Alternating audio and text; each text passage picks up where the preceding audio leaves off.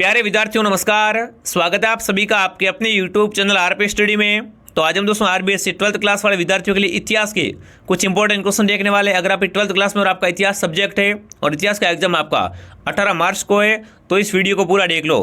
इस क्लास में अपन दोस्तों बात करने वाले इतिहास में कैसे क्वेश्चन एग्जाम आएंगे, आपका सारा इतिहास का डर खत्म करने वाले। काफ़ी सारे बच्चों ने कमेंट किया सर आपने हिंदी में पढ़े वही आया, आपने भूगोल में जो क्वेश्चन पढ़े वही आए थे, तो आप एक ऐसा इतिहास का वीडियो लेकर आओ। तो ये दोस्तों आपका पूरा जो इतिहास की क्लास रहने वाली, इतिहास की क्लास अगर पूरा देख लेते हो तो आपके अच्छे स्कोर बढ़ जाएंगे मेरे साथियों। ठीक है, जैसे आपका एग्जाम खत्म होगा यहाँ पर आपको लाइव आंसर की करवाई जाएगी, तो आप सभी सब्सक्राइब कर लीजिए, ठीक है ना। सभी सब्सक्राइब कर लो। आगे जो भी आपके राजनीति के पेपर है सारे पेपर यहाँ पर सॉल्यूशन करवाएंगे और पेपर आपको पहले ही करवा देंगे, ठीक है ना। जो भी इंपॉर्टेंट क्वेश्चन है वो भी यहाँ पर करवाते रहेंगे हम साथ में। तो आप सभी सब्सक्राइब करेंगे मेरे विद्यार्थियों। चलिए इस क्लास का शुभारंभ कर लेते हैं। उच्च माध्यमिक परीक्षा 2024 क्लास 12 विषय हिस्ट्री, ठीक है। 80 नंबर का आपका पेपर रहेगा। आप 80 में से 70 प्रश्न आना चाहते हो तो क्लास को पूरा देख लो, क्योंकि सारे प्रश्न बड़े इंपॉर्टेंट है और एग्जाम में सीधे आने वाला सवाल है। इसमें से काफ़ी सारे क्वेश्चन आपको एग्जाम में सीधे मिलने वाले हूबहू, ठीक है मेरे साथियों। तो चलिए क्लास का शुभारंभ कर लेते हैं। इस प्रकार कुछ आपका पेपर रहेगा। समय मिलेगा आपको 3 घंटे 15 मिनट का। निर्देश क्या देख लीजिए। सर्वप्रथम आपको रोल नंबर लिखने प्रश्न पत्र पर। सभी प्रश्न का अनिवार्य आपको देखो, प्रश्न छोड़ना नहीं है, ठीक है ना। प्रश्न एक भी आपको छोड़कर नहीं आना है, कुछ ना कुछ तो लिख के आना, ठीक है। चलिए क्लास का शुभारंभ कर लेते हैं। देखो इसमें खंड की बात की जाए तो खंड में दोस्तों आपके अवसर वाले क्वेश्चन आने वाले हैं, तो वो कैसे आएंगे, ठीक है ना। पूरा पेपर में करवाऊंगा, उत्तर साथ में, यूँ नहीं कि आपको ओनली प्रश्न करवा रहा हूँ, उत्तर वगैरह सब बताऊंगा। तो धैर्य रखिए और क्लास को पूरा देखिए। क्लास पसंद है तो क्लास को लाइक कर देना। देखिए आपसे क्या पूछा गया है कि बहुविकल्पीय प्रश्नों के उत्तर क्या करना है, अपने उत्तर पुस्तिका में लिखना है, ठीक है। तो पहला प्रश्न आपसे क्या पूछा गया दोस्तों, आपका चंदुदुर्ग बस्ती के निवासी किस व्यवसाय में संलग्न थे। बताओ भाई दोस्तों, चंदुदुर्ग बस्ती के जो निवासी थे वो किस व्यवसाय में संलग्न थे, वो आपसे पूछा है। कच्चे माल का उत्पादन, मिट्टी के बर्तन बनाने में, शिल्प उत्पादन में, या दोस्तों आपके जावा उत्पादन में। तो देखो दोस्तों बात करेंगे चंदुदुर्ग बस्ती की, तो इसके निवासी थे ना वो दोस्तों आपके शिल्प, ठीक है। शिल्प उत्पादन का व्यवसाय होता है, उसमें क्या थे, संलग्न थे, निपुण थे। जो भी विद्यार्थी यहाँ पर स बता रहे हैं ना, स वाले सभी विद्यार्थी राइट है। आप सभी साथ में कमेंट करो, ठीक है, कि आपके सही कितने होते हैं। अगला प्रश्न देखिए, प्रसिद्ध इतिहासकार वी.एस. सुख्तांकर एक विद्वान थे। बताओ भाई दोस्तों, प्रसिद्ध इतिहासकार कौन से आपके, वी.एस. सुख्तांकर। ये कैसे विद्वान थे, संस्कृत के विद्वान थे मेरे साथियों, मराठी के विद्वान, हिंदी के, अंग्रेजी के विद्वान थे। तो देखो ऐसा क्वेश्चन पूछ लिया एग्जाम में, क्या करोगे आप, संस्कृत के विद्वान राइट करोगे, ठीक है ना। प्रसिद्ध इतिहासकार आपके वी.एस.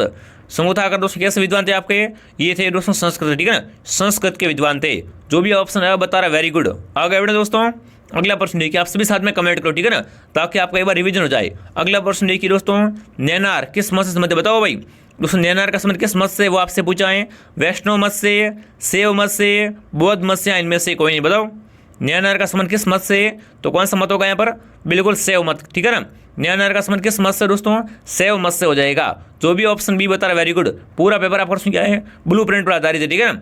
तो सारे प्रश्न बड़े इंपॉर्टेंट है। अगला प्रश्न देखिए क्या पूछा गया आपसे, निम्नलिखित में से सर्वोत्तम कारण की पहचान कीजिए जिसके कारण राजा अशोक को उसकी प्रजा द्वारा देवांप्रिय और प्रियदर्शी के रूप में जाना जाता था। देखो अशोक की बात की जाए ना तो अशोक का दम बड़ा इंपॉर्टेंट है, ठीक है ना। अशोक का दम से 100% क्वेश्चन मिलेगा एग्जाम में। तो आप एक तो क्या करें, आप अशोक के जो भी दम है वो पढ़ के जाए, दम के साथ ही क्या थी, ठीक है। अब यहाँ पर क्या पूछा आपको कि निम्न में से सर्वोत्तम कारण की पहचान कीजिए जिसके कारण क्या है, अशोक को उसकी प्रजा द्वारा देवानप्रिय और प्रियदर्शी के रूप में जाना जाता था। तो कारण कौन सा दोस्तों, आपका अशोक के दम के माध्यम से, ठीक है ना। अशोक ने दोस्तों क्या है, दम के माध्यम से समाज की भलाई की थी। इस तरह दोस्तों इसे क्या बोलते थे, देवानप्रिय व प्रियदर्शी बोलते थे, ठीक है ना। यहाँ पर दो ऑप्शन आपका राइट है। देखो अशोक का दम बड़ा इंपॉर्टेंट है मेरे विद्यार्थियों। अगला प्रश्न की क्या पूछा आपसे, दक्षिणी भारतीय मंदिरों को भव्य, ठीक है ना, गोपुरों को जोड़ने का श्रेय किसको, बताओ भाई दोस्तों। दक्षिणी भारतीय मंदिरों को मैं दोस्तों भव्य दोस्तों गोपुरों को जोड़ने का श्रेय किसको दिया जाता है। देखिए दोस्तों, राम राय को, सदाशिव को, दो और ऑप्शन है, ठीक है ना। देवराय प्रथम को या दोस्तों कृष्णदेव राय को। तो देखो पूछ लिया आपको एग्जाम में दोस्तों कि दक्षिण भारतीय मंदिरों में भव्य गोपुरों को जोड़ने का श्रेय किसे दिया जाता है मेरे साथियों। तो यहाँ पर क्या आएगा दोस्तों, कृष्णदेव राय। किसे, कृष्णदेव राय को दिया जाता है। दो ऑप्शन आपका राइट है दोस्तों।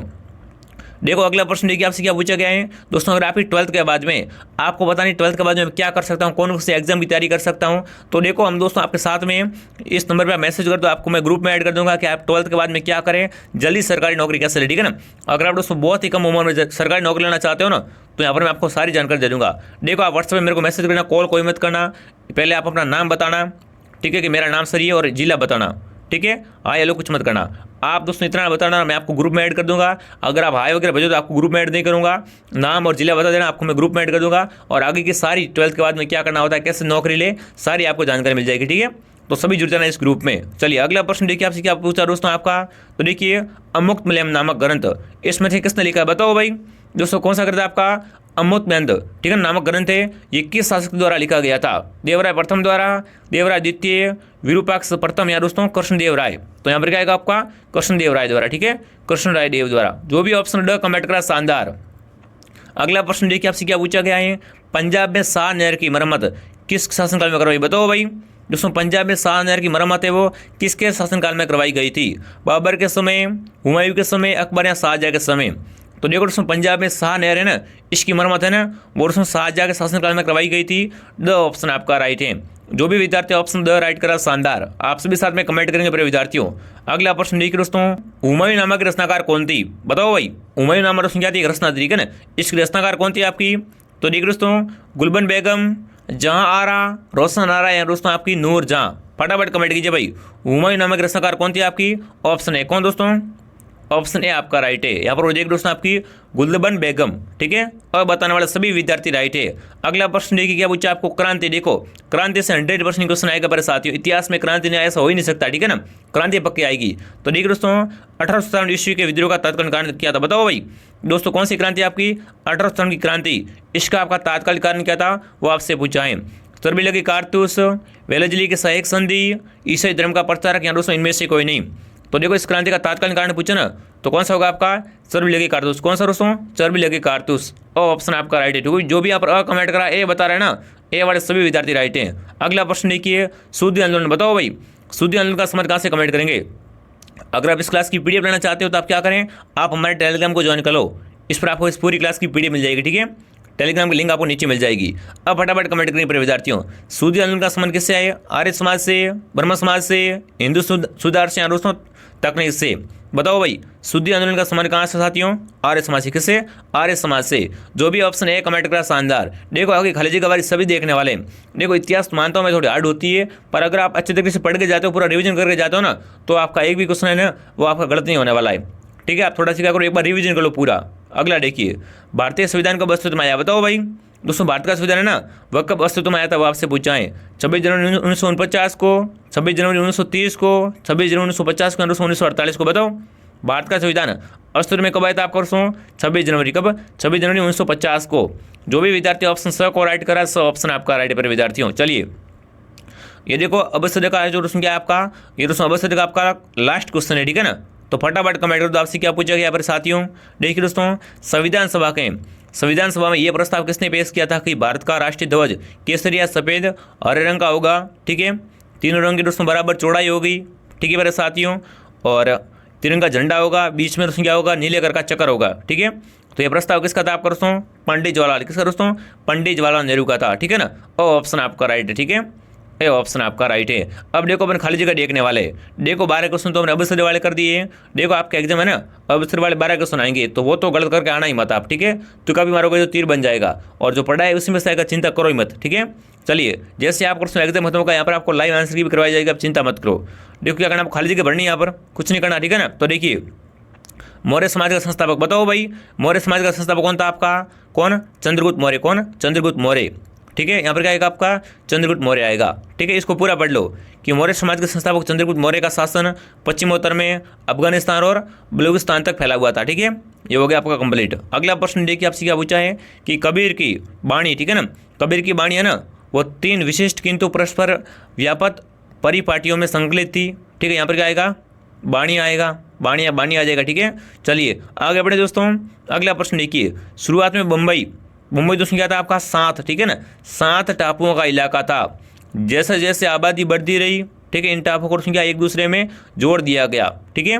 तो यहाँ पर आएगा 7 आपका। ऐसे प्रश्न आपके अवसर वाले से आने वाले हैं, और खाली जगह देख लो ऐसी आएगी। अगला प्रश्न देखिए, फरवरी 1922 में किसानों के एक समूह ने संयुक्त प्रांत के, ठीक है, चोरा चोरी पुरावा में एक क्या किया दोस्तों, पुलिस स्टेशन पर आक्रमण कर दिया, ठीक है, और उसमें आग भी लगा दी थी, ठीक है साथियों। यहाँ पर क्या आएगा आपका, चोरा चोरी आएगा। पूछ ले चोरा चोरी क्या था, आपको पता होगा मेरे साथियों कि पुरवा में क्या दोस्तों एक पुलिस स्टेशन पर आक्रमण कर दिया था, उसमें आग लगा दी गई थी। तो इसमें कोई पुलिस थाने वाला घायल भी हुए थे, ठीक है ना, काफ़ी लोग घायल हुए थे इसमें। इसी क्या बोलते, चोरा चोरी कांड बोलते। कब होता है आपको दोस्तों, ये फरवरी 1922 में, कब, फरवरी 1922 में हुआ था हमारे साथियों, ठीक है ना। अगला प्रश्न देखिए आपसे क्या पूछा है। हाँ, भारत में देशी रियासतों और रजवाड़ों की संख्या बताओ भाई। दोस्तों भारत में देशी रियासतें और रजवाड़े कितने थे आपके, तो कितने दोस्तों, 562, ठीक है, यहाँ पर आएगा 562। अगला प्रश्न देखिए, अब देखो आपकी खाली जगह भी पूरी हो गई। अब अपन क्या पढ़ेंगे, अब अतिलोकात्मक। कैसे प्रश्न पढ़ेंगे दोस्तों, अतिलोकात्मक। इसके उत्तर क्या करना है आपको, एक पंक्ति में, ठीक है ना, इसके उत्तर आपको एक पंक्ति में देने हैं। चलिए फटाफट कमेंट कर दो भाई, आपसे साथ में कमेंट कर दो ताकि आपका रिवीजन हो सके, ठीक है। देखिए हड़प्पा संस्कृति में, ठीक है ना, हड़प्पा संस्कृति के सबसे लंबे अभिलेख में कितने चिन्ह हैं बताओ भाई। दोस्तों हड़प्पा संस्कृति के सबसे लंबे अभिलेख में कितने चिन्ह हैं आपके, लगभग 26। कितने दोस्तों, लगभग 26। आगे बढ़ें, अगला प्रश्न देखिए, सातवाहन राजाओं से विवाह करने वाली रानियों के नाम किन गोत्र से उद्भूत थे बताओ भाई। दोस्तों सातवाहन राजाओं से विवाह करने वाली रानियों के जो नाम है ना, वो किन गोत्र से उद्भूत थे। गौतम तथा विशिष्ट, किससे दोस्तों, गौतम और विशिष्ट गोत्र से थे। क्या दोस्त क्या थे ये उद्भूत थे, तो यहाँ पर आएगा गौतम तथा विशिष्ट, ठीक है। अगला प्रश्न देखिए, ब्राह्मणों द्वारा स्थापित देवी व्यवस्था में वर्ण कौन कौन से थे बताओ भाई। दोस्तों ब्राह्मणों द्वारा स्थापित है जो देवी व्यवस्था है ना, इसमें वर्ण कौन कौन से थे, कौन से दोस्तों, ब्राह्मण, क्षत्रिय, वैश्य, शूद्र, 4 थे, ठीक है ना, 4 वर्ण थे, ध्यान रखना, बड़ा इंपॉर्टेंट है। अगला प्रश्न देखिए आपसे क्या पूछा दोस्तों, फ्रांसवा बर्नियर कौन था बताओ भाई। दोस्तों फ्रांसवा बर्नियर कौन था आपका, तो देखिए दोस्तों फ्रांसवा बर्नियर एक फ्रांस का क्या था, एक चिकित्सक, राजनीतिज्ञ, दार्शनिक, इतिहासकार था, ठीक है। इसकी पुस्तक का नाम दोस्तों क्या था आपका, travels in the Mughal empire, ठीक है। इनकी पुस्तक की आप साथ में ध्यान रखना, बड़ी मोस्ट है पुस्तक, ठीक है। आगे बढ़ें, अगला प्रश्न देखिए, पारंपरिक भक्ति आंदोलन कब व किसके नेतृत्व में शुरू हुआ बताओ भाई। दोस्तों पारंपरिक, ठीक है ना, भक्ति आंदोलन कब और किसके नेतृत्व में शुरू हुआ था, तो देखो कब की बात करें, कब दोस्तों, लगभग 6वीं, कब दोस्तों, लगभग 6वीं शताब्दी में शुरू हुआ था, ठीक है दोस्तों। किसके नेतृत्व में हुआ था, तो ये दोस्तों ना नए नारों, किसके दोस्तों, नए नारों के नेतृत्व में हुआ था, ठीक है। बड़ा इंपॉर्टेंट क्वेश्चन है। आगे बढ़े साथियों, एक बार सभी क्लास को लाइक और सब्सक्राइब करो, ठीक है ना। जैसे आपका एग्जाम खत्म होगा यहाँ पर आपको लाइव आंसर किए, आगे जो भी आपके राजनीति के इंपॉर्टेंट क्वेश्चन है सारे क्वेश्चन कराऊंगा मेरे साथियों। देखो हम जो क्वेश्चन करवाते हैं वो आपको एग्जाम में सीधे मिलते हैं 100%, ठीक है ना। देखो आप किसी भी पेपर को उठा के। चलिए आगे बढ़े दोस्तों, अगला प्रश्न देखिए दोस्तों, विजयनगर में आने वाले किन दो यात्री बताओ भाई। दोस्तों विजयनगर में आने वाले किन दो यात्रियों के नाम लिखिए, तो देखो एक दोस्तों कौन आपका हो जाएगा, अब्दुल रजाक जो कि फारस हो जाएगा, और निकोलो कांटी जो कि इटली का था, ठीक है। ये 2 यात्री क्या दोस्तों आपके विजयनगर में आने वाले क्या थे दोस्तों, ये विदेशी यात्री थे। आगे बढ़े दोस्तों, अगला प्रश्न देखिए, मुगल काल में पांडुलिपि रचना का मुख्य केंद्र क्या कहलाता था बताओ भाई। दोस्तों मुगल काल में पांडुलिपि रचना का मुख्य केंद्र क्या कहलाता था वो आपको बताना है, तो क्या है दोस्तों यहाँ पर शाही किताब खाना, क्या दोस्तों कहलाता था, शाही किताब खाना कहलाता था, ठीक है। अगला प्रश्न देखिए आपसे क्या पूछा दोस्तों, सेनेटोरियम से आप क्या समझते बताओ भाई। सेनेटोरियम से आप क्या समझते हो वो आपको बताना है। तो देखिए दोस्तों सेनेटोरियम में क्या है दोस्तों, एक प्रकार के स्वास्थ्य रिसोर्ट होते हैं जहाँ पर लोग विश्राम कर सकते हैं और इलाज कराने जाते हैं, ठीक है। क्लियर है आपका, सेनेटोरियम किसे कहते हैं, ये क्या होता है दोस्तों, आपके स्वास्थ्य रिसोर्ट होता है, ठीक है, जहाँ पर लोग आराम करने भी चले जाते हैं और इलाज कराने भी चले जाते हैं, ठीक है मेरे साथियों। आगे बढ़े दोस्तों, अगला प्रश्न देखिए, बड़ा इंपॉर्टेंट क्वेश्चन पूछा आपसे, मुस्लिम लीग की स्थापना कब और कहाँ हुई बताओ भाई। दोस्तों मुस्लिम लीग की स्थापना कब और कहाँ पर हुई थी, बात करें कब की, तो 1906 में क्या हुई थी दोस्तों, मुस्लिम लीग की स्थापना हुई थी। कहाँ पर हुई थी आपकी, ढाका में। कहाँ पर दोस्तों, ढाका में, ध्यान रखना, ठीक है। आगे बढ़े दोस्तों, अगला प्रश्न देखिए, सरकारें सहकारी कागजों से नहीं बनती। देखो दोस्तों क्या कथन है आपका कि सरकार है ना वो सरकारी कागजों से नहीं बनती है, ठीक है, सरकार जनता की इच्छा से अभिव्यक्ति से बनती है। ये कथन किसका था आपका, तो किसका दोस्तों, आपका पंडित नेहरू का, ठीक है ना। दोस्तों सरकारें सरकारी कागजों से नहीं बनती है, सरकार जनता की अभिव्यक्ति से बनती है। यह कथन किसने कहा था दोस्तों, पंडित जवाहरलाल नेहरू ने कहा था, ठीक है। आगे बढ़े दोस्तों, देखो कथन वगैरह आते रहते हैं एग्जाम में। अगला प्रश्न देखिए दोस्तों, राष्ट्रभाषा के सवाल पर संविधान भाषा की समिति ने क्या सुझाव दिया बताओ भाई। दोस्तों राष्ट्रभाषा के सवाल पर संविधान सभा की दोस्तों भाषा समिति ने क्या सुझाव दिया था, तो क्या होगा यहाँ पर दोस्तों, देवनागरी लिपि में, ठीक है ना। दोस्तों देवनागरी लिपि में क्या है, हिंदी भाषा की राजकीय भाषा होगी, ठीक है, ध्यान रखना भाई। क्या पूछा आपसे दोस्तों यहाँ पर कि राष्ट्रभाषा के सवाल पर संविधान सभा की भाषा समिति ने क्या सुझाव दिया था, तो क्या दिया, तो जो इन्होंने सुझाव किया था आपका कि देवनागरी लिपि में क्या है, देवनागरी लिपि में लिखी हिंदी भारत की दोस्तों क्या होगी, राजकीय भाषा होगी, ठीक है ना। हिंदी को क्या बताया गया यहाँ पर, राजकीय भाषा बताया गया पर साथियों, ठीक है। अगला प्रश्न देखिए दोस्तों, संविधान सभा की प्रथम बैठक कब और कहाँ पर हुई बताओ भाई। संविधान सभा की प्रथम बैठक और कब और कहाँ पर हुई थी वो आपसे पूछा है, तो देखो कब हुई थी आपकी, 9 दिसंबर, कब दोस्तों, 9 दिसंबर, ठीक है, 1946 को हुई थी। कब दोस्तों? 9 दिसंबर 1946 को क्या हुई थी दोस्तों? संविधान सभा की प्रथम बैठक हुई थी। ठीक है, अब देखो लॉग्रांज फंक्शन देख लेते हैं एक बार। इसके उत्तर दोस्तों आपको क्या करने हैं? 5 लाइन में कितने? 50 यानी 5 लाइन में इसके उत्तर आपको देने पड़े साथियों। ठीक है, चलिए अब देखिए दोस्तों, गोत्र व्यवस्था का 2 नियम लिखिए। बताओ भाई, गोत्र व्यवस्था थी ना, इसके 2 नियम कौन से वो आपको बताने हैं। तो देखिए, विवाह के पश्चात स्त्रियों को पति के गोत्र का माना जाता था। ठीक है, एक ही गोत्र में विवाह करना वर्जित था। ये दोस्तों क्या थे? आपके गोत्र व्यवस्था के दोस्तों क्या थे? आपके नियम थे। ठीक है ना, हमारे इधर ये अभी नियम चालू है, हमारे उधर लागू होते हैं। आप भी बताना आपके उधर क्या अभी नियम चल रहा है क्या ये? ठीक है, गोत्र व्यवस्था वाले कि इसमें क्या है? विवाह के पश्चात है ना, स्त्रियों के दोस्तों क्या है? स्त्रियों को अपने पति के गोत्र का माना जाता था। ठीक है, और दोस्तों एक ही गोत्र में विवाह करना क्या होता था? वर्जित होता था। ठीक है ना, वर्जित होता है। ये भी तो अभी चल रहा है, ये भी तो। ठीक है, आगे बढ़े दोस्तों, अगला प्रश्न देखिए, त्रिपिटक। बताओ भाई, देखो त्रिपिटक कौन से आपको ध्यान रखना है। त्रिपिटक कौन कौन से आते हैं दोस्तों आपके? विनय पिटक, सूत पिटक और अभिधम पिटक। ठीक है, बड़ा इंपॉर्टेंट क्वेश्चन है कि त्रिपिटक पर क्या करना आपको यहाँ पर संक्षिप्त टिप्पणी लिखनी है। ठीक है, लिख दोगे आप विनय पिटक, सूत पिटक और अभिधम पिटक। ठीक है, चलिए आगे बढ़े दोस्तों, अगला क्या पूछा आपसे? सिद्धार्थ ने संन्यास का रास्ता अपनाने का निश्चय क्यों किया? बताओ भाई दोस्तों, सिद्धार्थ ने संन्यास का रास्ता अपनाने का निश्चय क्यों किया था? कारण लिखना आपको। ठीक है दोस्तों, तो देखिए दोस्तों, वृद्ध बीमारी। ठीक है ना, वृद्ध बीमार दोस्तों एक मृतक व्यक्ति को देखकर सिद्धार्थ बुद्ध जान गए थे। ठीक है ना, जान गए थे कि समस्त विश्व दुखों का घर है। इसके पश्चात उन्होंने एक सन्यासी को देखा जो चिंता से मुक्त व शांत था, इसलिए उन्होंने क्या करा दोस्तों? इसलिए उन्होंने संन्यास का रास्ता अपना लिया। ठीक है दोस्तों, आगे बढ़े। पूछते सिद्धार्थ किसका नाम था? तो बुद्ध है ना, बुद्ध को क्या बोलते थे? सिद्धार्थ बोलते थे। ठीक है मेरे साथियों, आगे बढ़े। अगला प्रश्न देखिए, भगवान महावीर की किन्हीं 2 शिक्षाओं का उल्लेख कीजिए। बताओ भाई दोस्तों, भगवान महावीर की 2 शिक्षाओं का उल्लेख करना है। कम से कम आपको 5 लाइन में इसका उत्तर लिखना है। तो पहली शिक्षा कौन थी इनकी दोस्तों? समस्त संसार। क्या दोस्तों? समस्त संसार प्राणवान है। ठीक है, और सेकंड कौन सी थी आपकी? दोनों का पूछा ना, तो दूसरी अहिंसा। ठीक है, अहिंसा से आप समझ होंगे। देखो इसका वर्णन पढ़ा अगर आप लिखना चाहते हो तो आप लिख सकते हो। ठीक है, इसका उत्तर आप क्या है? लिख सकते हो। इसका PDF में टेलीग्राम पे डाल दूंगा। अगला प्रश्न देखिए आपसे क्या पूछा गया मेरे साथियों?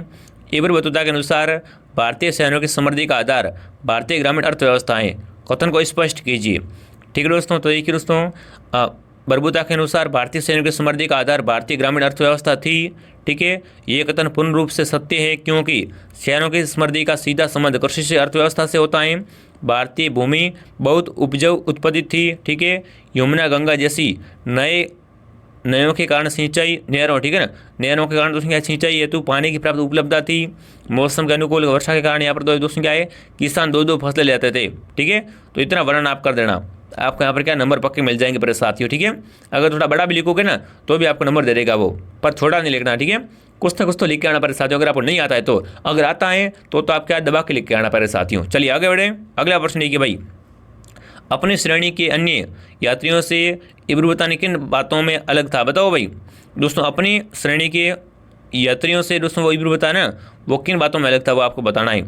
ठीक है मेरे साथियों, देखिए दोस्तों, इब्रुवता के पुस्तकों के स्थान पर यात्रियों के पास अनुभव को अपनी जानकारी का अधिक महत्व और स्रोत माना जाता था। उससे यात्रा करने का बड़ा शौक था।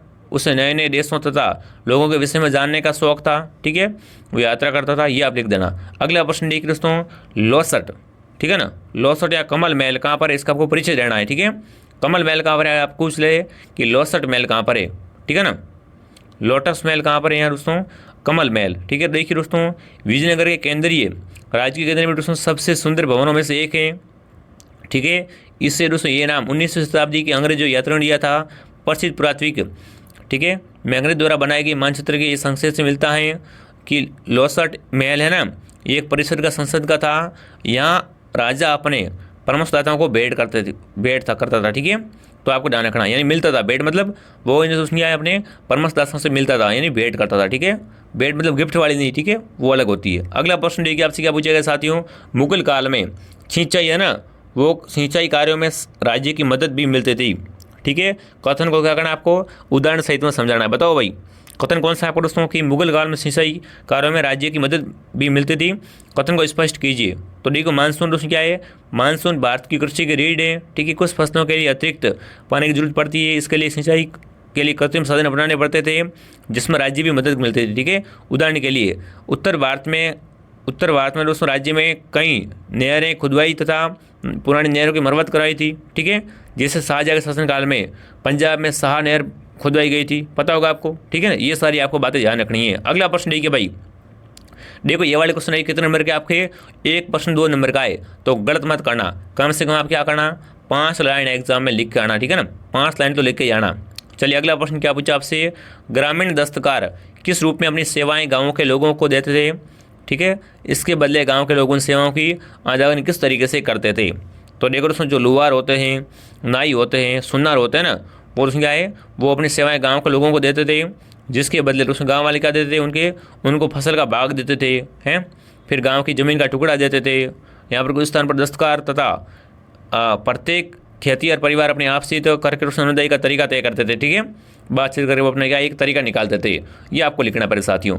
अगला प्रश्न लिखिए दोस्तों, सुलेखन की नस्लिंग शैली के बारे में सबसे लिखिए, बताओ भाई दोस्तों, सुलेखन की नस्लिक शैलियन, इसके बारे में क्या करना है आपको, वर्णन करना है संक्षेप में, ठीक है। तो देखो बड़े साथियों, नस्लिक अकबर की दोस्तों एक मनपसंद शैली थी। ये दोस्तों सुलेखन की एक ऐसी सरल शैली थी जिसे 37 प्रवाह ढंग से लिखा जाता था। इसके लिखने के लिए, ठीक है, सरकड़ की 5 से 10 मिलीमीटर की नोक वाली एक कमल तथा साई का दोस्तों क्या होता था, प्रयोग होता था, ठीक है। तो ये दोस्तों क्या मैंने आपको जो भी इंपॉर्टेंट क्वेश्चन थे वो करवा दिए, ठीक है। कल आपका मैप का वीडियो आ जाएगा, आप टेंशन मत लेना, ठीक है। आप एक बार कमेंट करना आपको मैप का वीडियो चाहिए या नहीं चाहिए, ठीक है। आप कमेंट करना, अगर आपके कमेंट आ गए तो मैं आपका दोस्तों कल क्या एक मैप का वीडियो डाल दूंगा। जैसा मैंने गूगल का मैप डाला था ना, सारा देख लो, पूरा मैप कॉपी हुआ था, ठीक है ना। तो आप कमेंट करना, मैप का वीडियो डालना नहीं डालना, ठीक है मेरे साथियों।